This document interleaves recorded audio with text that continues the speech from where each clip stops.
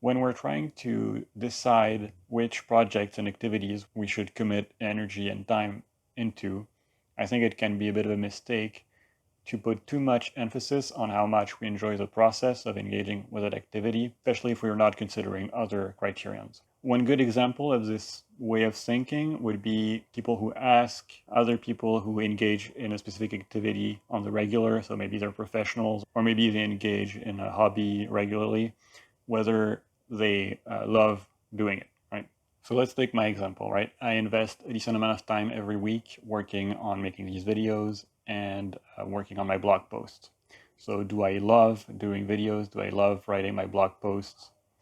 Well, truthfully, the answer is sometimes, or some parts of the process, and even it kind of depends on the video, it depends on the day, it depends on a lot of things. But regardless of whether I love doing it all the time, I'm still doing it, and I don't intend to stop anytime soon. I think the problem with this framing is that it implies that the main heuristic we should use to determine whether we should commit to something is whether we consistently enjoy engaging with the process of doing this activity or working on this project. And I don't think that's the best heuristic. Do you love breathing, sleeping, exercising, eating food? Do you like feeding kids or changing babies' diapers? And if you don't, does it mean you wouldn't do it? Or, so you have to take care of kids, you don't enjoy feeding them, well, you just not do it. I'm going to assume the answer is no, and otherwise I'm a little bit concerned. But basically, that seems to imply that it doesn't seem to matter all that much whether you love the activity in itself. That's not the main reason whether you'll do it or not. So I think a more relevant question or framing is, do you love doing why you do what you do? Is it worthwhile, important, or necessary? And that's my main point. You should give more weight to whether an activity is meaningful than to whether it's enjoyable. And that's not to say you shouldn't consider enjoyment at all, but it's not the most important factor. And that's especially true if you want to do something sustainably, because the thing is, most people are not going to enjoy or slash love 100% of the process that's required to implement their calling or the most fulfilling thing they can do with their lives.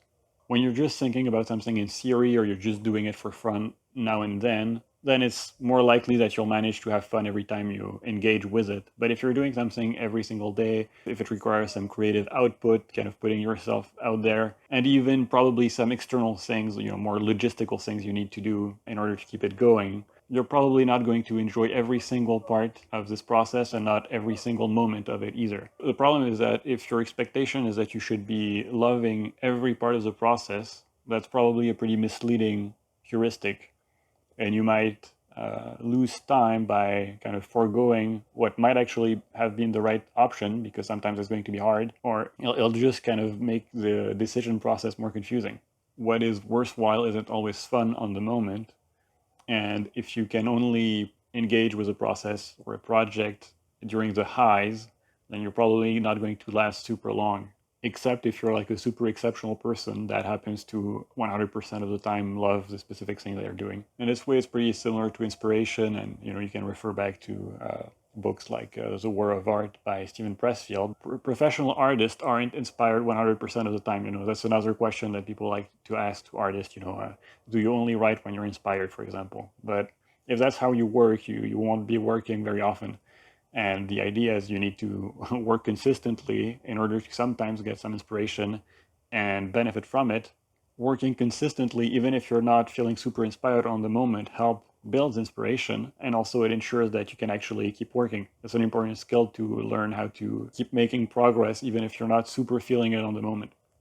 Personally, if I only did what I loved, I'd probably just spend all my time reading books, watching movies, series, animes, playing video games, because these are the most sustainably fun activities I can think of, where I'm just like enjoying the vast majority of the process.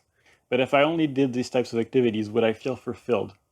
I don't think so. I mean, like, I probably enjoy it a lot for the beginning, but after sometimes it started getting old, and I'd be wanting to do something that felt meaningful to kind of, not simply just consume all the time. There's a phenomenon in Japan with people who stay kind of locked in their apartment and they only play video games. And I don't think that if you poll these people, most of them are very satisfied with their lives, even if they spend most of their time doing activities that are in theory, fun.